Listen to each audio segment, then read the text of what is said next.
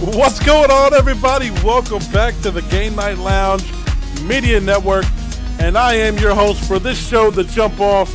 I am your host, KODX Factor, and we are here brought to you live as part of the Game Night Lounge Media Network. All the guests that appear on this show, either today or anytime in the future, are all part of the Game Night Lounge Media Network as well. I am your host, KODX Factor, and welcome to another edition of the Jump Off podcast. I'd like to welcome y'all back.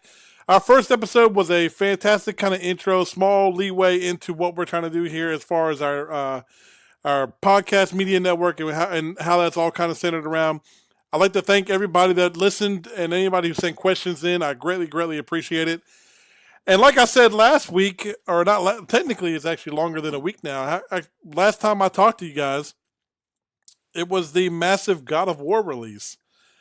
And man, I have to tell you, Sony's Santa Monica Studios, hey, much kudos, man. That game was in development for quite some time, and we haven't really kind of seen a game like this in this type of franchise brought the way that it has been. So, I mean, mad kudos to you guys.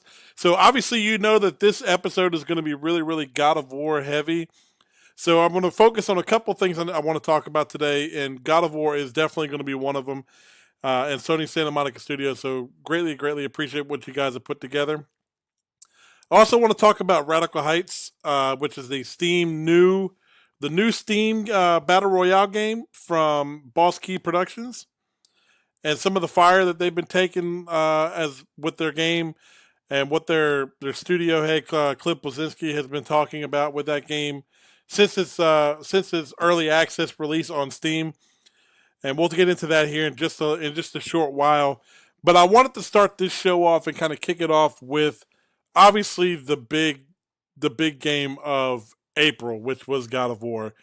And like I started the show off at the very beginning, I wanted to give mad props and mad kudos to the team over at Sony Santa Monica Studios. So if you're listening, anybody over at Santa Monica Studios, a job well done. The game was very well received throughout the press, media, and the fans alike. Like myself, so it took the franchise into a whole new direction, which to me is what the franchise kind of needed, because we had God of War 1, great game, God of War 2, great game, God of War 3, great game. The PSP releases, the Chains of Olympus, and Ghost of Sparta, They did favorably well on the handheld, but they weren't like, phenomenal games. And then God of War Ascension came out on the PlayStation 3. Not the greatest entry into the franchise my personal opinion. But God of War, I don't know. I've heard people talk about it as a reboot, or I've heard people talking about it as a reimagining of the franchise. It's not any of those things at all to me. And the reason why I say that is because the game literally picks up with the main game's protagonist in the form that he left the last game in. Well, won't say the form that he left the last game, but from the cliffhanger that they left at the last entry of the Kratos storyline, which was essentially God of War 3. So many people call this game God of War 4, which is fine. I can understand where it doesn't really need another number entry to go along with the title, because it is kind of like a new beginning. It's a new way of telling his story as his story continues. So we jump from a Greek mythology standpoint with God of War 1, 2, 3, the PSP releases, and Ascension. So we step away from the Greek mythology era of where he started. We now know who Kratos really is. And if you spent the last number of games with Kratos, the number of hours that you spent with him, he was like one of the lone Spartans, one of the lone warriors, that it was him against the gods type of deal. Whereas this time around, we see him in a new era. It's a new beginning, which is essentially why they called it God of War instead of God of War 4. It is a new beginning for him. There's a lot more surrounding him now than there was previously before. He's not the same type of character. He is, but he's not. He's still got the Spartan rage within him. He's still battling with those demons. You can kind of tell from the previous game entries, which I'm really okay with. I think that's actually fantastic. But there's something different about him. He's actually got something to fight and live for throughout the course of this game, which I'm okay with. Because it's literally, if you think about it, the previous centuries, he was by himself. He was there to fight the gods, to seek revenge for what they have done to him and his family, or essentially to him for what he has done to his family. And if you followed the previous entries in the game, you know what I'm talking about. I'm not going to get into great detail, just in case you're one of the lonely hermits that's never played a God of War game before. If you haven't, I highly, highly recommend going out and getting at least the HD collection, which comes with God of War 1, 2, and 3. At least going to get those, because this is a bridge from the third game in that series. So, like I said, if you've never played the series before, never heard of it, well, I'm sure you've heard of it, but never have played it, you need to go get the HD collection. Start from God of War 1, 2, and 3. Trust me, the games age well, so they're not going to be played like, like your typical old school games that need kind of like the HD remaster.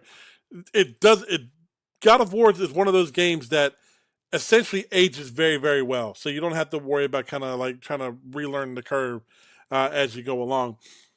So start there. And then when you get into God of War 4, now we're in this new era. We're in Norse mythology now. So we transcended from Greek mythology to Norse, which is pretty cool, actually, because now you're dealing with the soldiers, the Viking type people, dwarfs, the whole, dragons, the whole 9 yards, ogres, everything. And they're all represented, and actually represented very, very well in this game. There's a lot of things that are brought in from the previous games into this one. That was main reason why I say you kind of need to go back and play the other ones if you haven't played them or beat them at this point. Because there's a lot that's brought from those stories into this one that give you a little bit more in depth of the character himself. And Kratos is one of those guys that he's troubled, but he's troubled in a way that actually makes you connect with him. Maybe not so much early on in the first game, but as you progress through the story, you really, really connect with the character, which makes Kratos really one of the top. I'd say at least in the top 5 video game characters ever created. That's just my opinion of him. But I love the way that they did this story, the story arc. He now has something to fight for.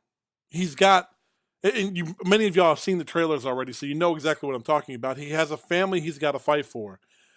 His wife had passed away, which you learn about in the trailers, and he's on a mission to release her ashes at the location she had wished for before her death. Now, the journey to get to that location and the reasons as to why she wanted her ashes spread there, I'm not going to get into because that is spoiler territory. And I want you guys to really, really play the game and get the full extent of the story and why they're doing what they're doing.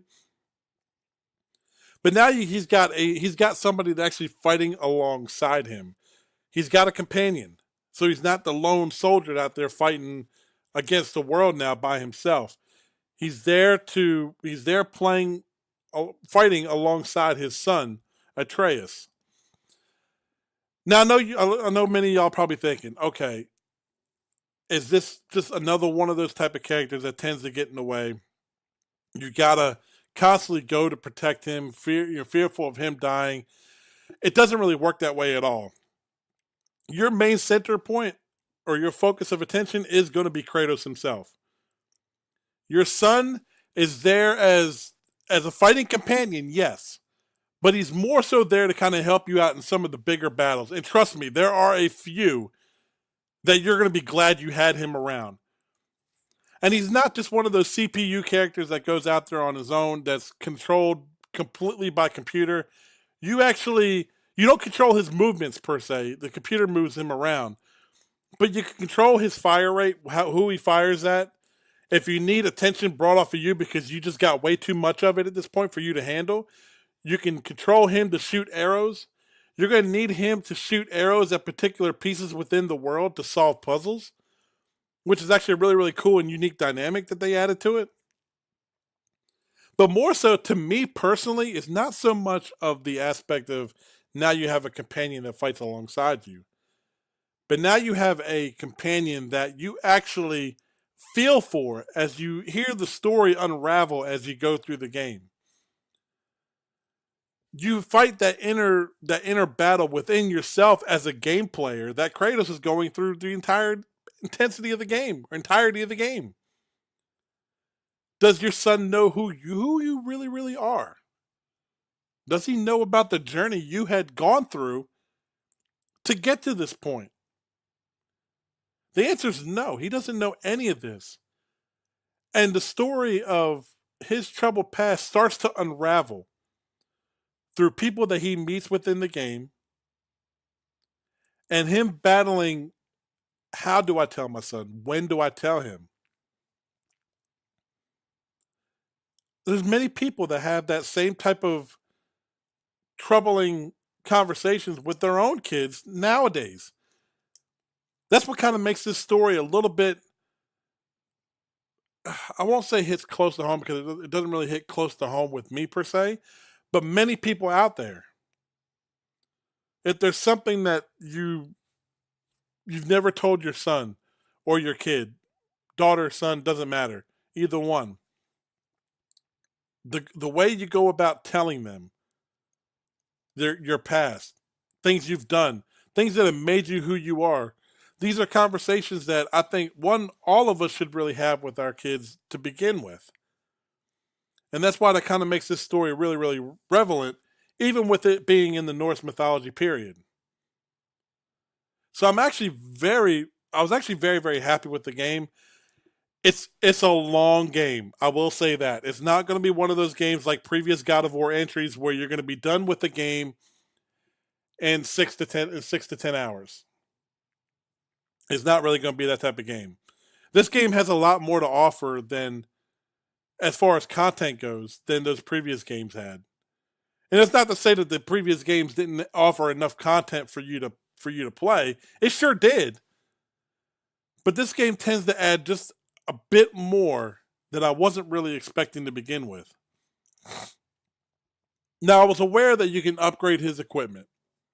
You can change out his armor sets. You can find pieces to make him stronger and tougher as you progress. There is that upgrade system.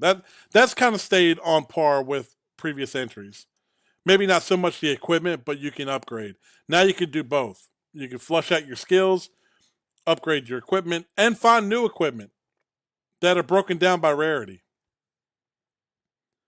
But one thing I kind of found unique about this is one, it is a bit more. It is much more open world than previous entries were because very other entries were pretty linear. You had one path, you had to go that path from beginning to end. This one, it's kind of set that same wavelength. It is linear, but it is open as well. And I know that may sound a little bit confusing. To get from point A to point B, yes, is pretty linear. But it lets you explore. You don't have to go straight to the story missions, and go on. You can actually stop what you're doing and do side missions. There are side missions for you to do. There's chests and treasure for you to go find.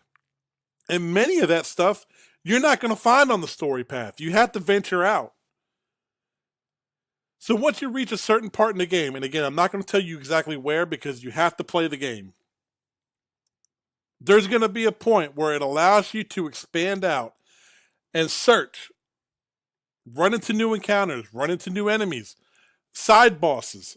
Those are all prevalent within this game now, which is a big step away from what the previous entries did, and it's really really much needed. So I'm not going to say it's going to be something that is not really needed. It is. It's a big breath of fresh air for this franchise, and I think they did it extremely well. So there's a lot to do. So don't think just doing the story missions is going to be it. There's a lot more to do on the side. And I encourage you to do so because there is a lot of treasure, equipment, everything that you can find to help make your character that much more tougher as you progress. Trust me, and upgrade. There have been some enemies I have run into that I haven't done an upgrade in a while for that I really wish I had. And you can kind of see that from the live streams and from the videos of our Let's Play videos that I put up from the game already. We've got 9 videos on this game already. And we're only about 30 some odd percent through. Some of us. That's why, and if you've been to our YouTube channel, you've seen our review for the game. This game to me, and we don't give perfect 5-star or 5 golden poop awards out very, very often at all. And this game to me was well worth it. It is definitely worthy of the buy. So if you're ever on the fence about it, it's definitely worthy of the buy. If you've never played, and I know I've got a couple friends that have never played a God of War game before, have always heard about it, have always heard people talk about it, have never played a God of War game before, you need to play this game. I'm just telling you that flat out right now. Now, it would behoove you to go out and get the HD collection, which you can play. I think they even had the HD collection on the PlayStation Store. But if you have a PlayStation 3, definitely get the HD collection for it. Play it. I would highly recommend doing it because it answers so many questions that this game gives you early on. If you've never played a God of War game, you're going to start this game off and be like, okay, who's he talking about? Who's he referring to? What's he mean about his past? Have you told your son who you really are? You'll have no idea what they're talking about unless you've played the previous games. Some of the physical scars that you see on Kratos himself. If you played the previous game, you know how they got there. So I highly recommend, please, go play the HD collections. Play at least God of War 1, 2, and 3. They're not extremely long in length. But it would really, really behoove you to go play those, then go to God of War 4. Because trust me, God of War 4 and the franchise as a whole is worthy of your sit down and play. So again, I really wanted to give a mad applause to the folks over at Sony Santa Monica Studios. You guys did a fantastic job with the game. I'm really, really happy with it. It was well worth the wait from the initial time that we heard about this game in existence. And it's great to see Kratos back. I won't say in his form, but it's great to see him in the era he's in now. I was just baffled by the game the whole weekend. So my entire time, which is really, really why this show is really, really late going up, is the fact that I've been so involved with that game that it took most of my weekend away. I did most of my yard work the weekend before, so that way I would free up this weekend, or this which is just this past weekend now, for me to play this game because I was like, this game, it comes into our office on Friday. I will be busy from Friday, Saturday, and Sunday with this game, and I sure was. I'm still busy with it now, and the game is great. I honestly can't say enough of it. So, if you haven't played God of War, you need to go play it. If you played all the previous God of War games, haven't played number 4 yet, you need to go pick up God of War 4 and give it a play. It's well worth it. So again, congratulations to the team over at Sony Santa Monica Studios. We have really, really enjoyed it, and I know you have gotten mass praise from other developers and other studios. And how many games honestly do that? You know what I mean? How many actually do that? So again, congrats on the game. It is it's a fantastic title. And the other thing I wanted to get to today before we close out this episode is I wanted to talk a little bit about the new Battle Royale game on Steam from Boss Key Productions here in actually beautiful North Carolina, where we record this show because we're based in North Carolina as well, is Radical Heights. And I wanted to address a couple things because I've read comments, I've had people comment to me about this game that it's not good, that it's just another Battle Royale game. They bit off of what Fortnite has done and PUBG has done. Yeah, look, I get that. I get some people who are just like, look, it's just another bite off of what has already previously been done. But let's be honest with ourselves. How many games out there nowadays are a bite off or at least gain inspiration from other games that are out there doing it now? Multiplayer, a lot of multiplayer stuff. I mean, that's just the tip of the iceberg. You're talking about, first of all, and if nobody knows, Boss Key Productions is actually right here in Raleigh, right next to Epic Games, or I won't say right next to it, but they're within the same general consensus area. They all see the same news network when it comes on at 6, 7 o'clock at night. Now, the studio founder and head of Boss Key Productions is Cliff Blazinski, and I've had the pleasure of meeting Cliff a long, long, long time ago. Back when Gears 1 was just coming out. Really, really cool dude. Really, really down to earth. Awesome to meet. I got a chance to see the studio um, a long, long time ago at Epic Studios when he was there, and just great team, great guy, and he was there at Epic Games for a lot of what they've done, and he's had two games in his new studio since he's left Epic Games. He started Boss Key Productions. He's had two games come out. One of them being Lawbreakers, which didn't fare so well. It was kind of one of those games that kind of came out. It had like a small niche fan base, which is a little disappointing because I mean, to me, I actually enjoyed the game. I thought it was actually really, really fun. It had some feels to it, and again, people were like, "This kind of got a feel of this game or this game." I was like, "Look, let's be honest. This guy who's founded the studio, who's developing some of these games, developed games that other people have bid off tremendously. Unreal Tournament. I know you've heard of that franchise. Guess who was there with that one? Cliff. He started the Gears franchise. How many games bid off of that kind of gameplay style or multiplayer, if you will? I can't count. I don't have enough fingers. And then he was around when Fortnite was in its infancy. I remember him actually taking the stage at E3 to talk about Fortnite when they were first developing the game. So where do you think some of this inspiration has come from? I'm sure a lot of these thoughts was Cliff's going in. Battle Royale modes is now a thing that many, many people are trying to get around because it's the popular thing to do. It is one of the most highly streamed game types out there. I mean, how many streams do you pull up on Twitch or Beam or anything like, or YouTube or anything like that, and people are playing Fortnite, PUBG, now Radical Heights? These are battle royale games, and how many of these games, or how many games coming out here in the future, are going to be biting off of that same multiplayer style? It's all depends on execution and what you can bring new to the genre.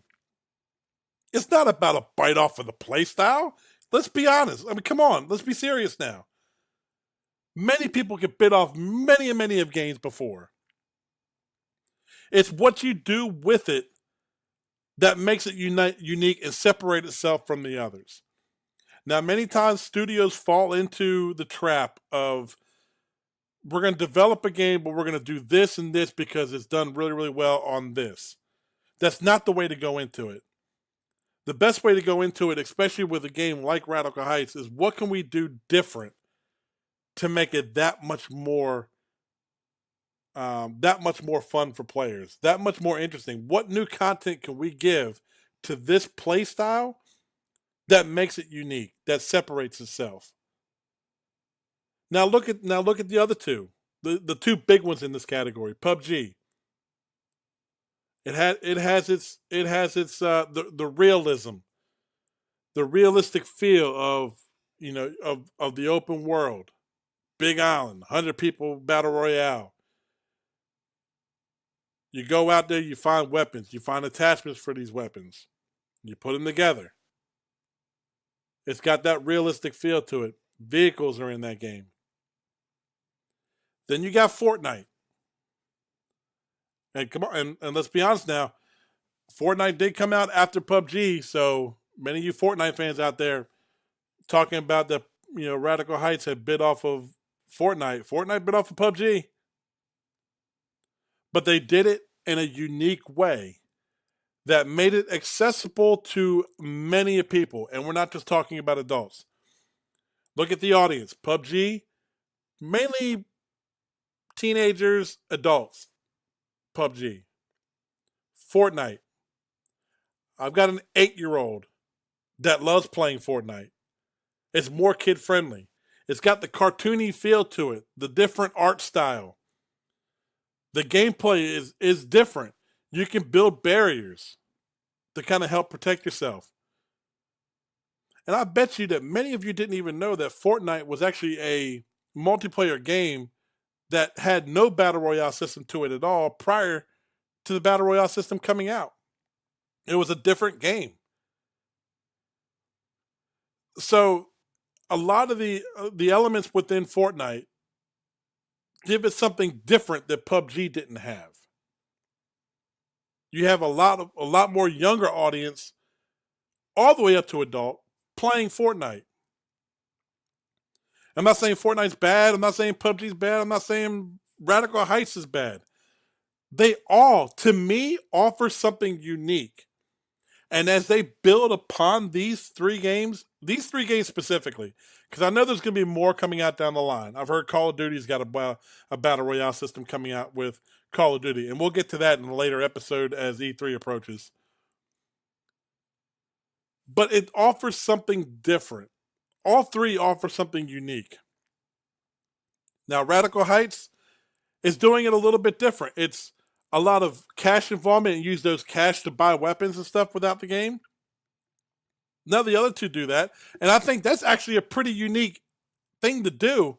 Is you earn cash, and I say this because I played a lot of retro games in the past, and I'm a big fan of retro games as well. This game, when I first loaded it up and started playing, you know what game this kind of gave me a feel of? And I wonder if many of y'all even remember Super Smash TV. How many of y'all remember that game? Super Smash TV. It was a game where you're a contestant on a game show, and the game show pits you and a teammate, a co-op partner, into rooms, and you move from room to room, and you fight off waves of enemies as they come in at you. And each room gets stronger and stronger as you go on. But you earn cash. And the cash you earn, you use to get high-end weapons that you can help use to dissolve rooms much quicker. Radical Heights is kind of similar in that aspect. Is you're on a game show. It's very, very 80s style, which to me I love because I'm a child of the 80s. So I get a lot of the references it has to it, and I love the 80s feel to it, all the way from down to the clothes that they're wearing, some of the things that they do, the music that's played. It's very, very 80s, and I'm really, really cool with that. So I see the audience that Radical Heights is going for. It's trying to encompass almost everybody. It's trying to appeal to the adult ages as well as the younger audience. It may take the younger audience a little bit more to build up to that. You've got the adults like my age, and I'm in my 30s. You've got us. I can tell you that right now because a lot of the stuff that's in that game, we have a hook to already. We understand it. It's the younger audience that you're going to have to kind of warm up to a little bit more and do a little bit more to really, really draw them into what you do. And at least catch on to a lot of the references that game has, because many of them don't know about it, and their parents aren't going to share it with them. They're maybe 90s kids. They have no idea. So there's a lot more and look, and Radical Heights is a game. It's in early access. You got to keep that in mind. Many people are complaining about the gunplay needs to be reworked, or certain aspects of the game need to be reworked. Yeah, we get that. The game is free. You could buy the Founders Pack for $14.99, and honestly, to me, for what is already out there, it's worth it. I get it. I'm actually a fan of the game. Now, again, I agree with a lot of people. It does need some work. It does need some things to go its way to help flush that game out a lot more than it is right now. It's got some bugs. Uh, some of the um, some of the gunplay action needs to be reworked. There probably needs to be a bit of balancing between some of the weapons as well. There are some balancing issues, clipping and some of the draw distances, the draw arts need to be worked on as well. But if they keep on putting development work into this game and building it on and building it on and building it on, trust me, Fortnite and PUBG were the same exact way before they got to where they are now. I remember playing Fortnite and almost being unplayable sometimes.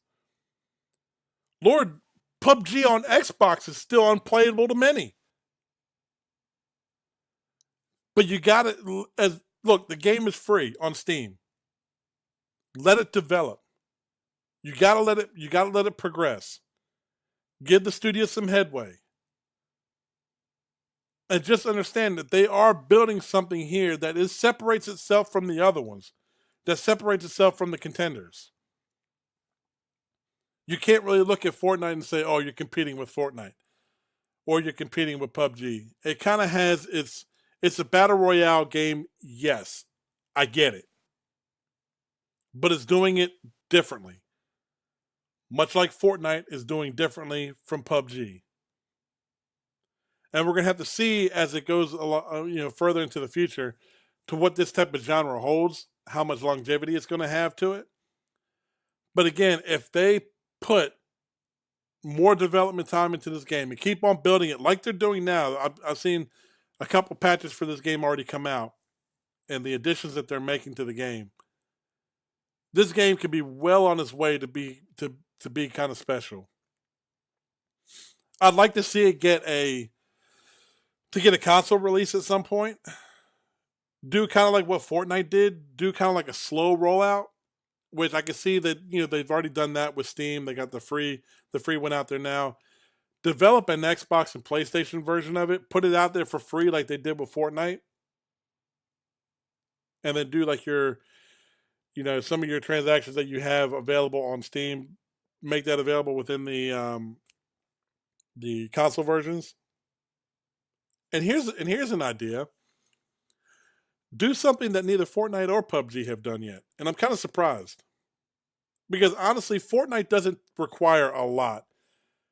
And neither does Radical Heights when it comes to system requirements to get the game to run in optimal.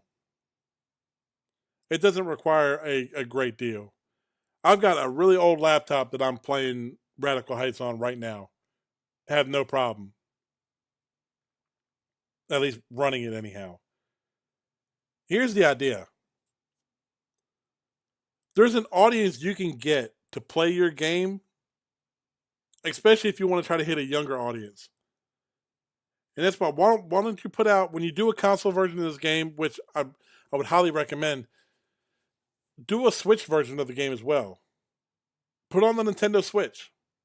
Now, sure, you're going to need an internet connection to play the game. But at that point, it'll be mobile. They can play it on the go as long as they're within a Wi Fi network. It's not going to require a whole lot as far as system requirements to get that game to run on the Switch. It should be pretty easy. If you put Radical Heights on the Nintendo Switch, I promise you that would probably, to me, would be the console of choice to play that game on.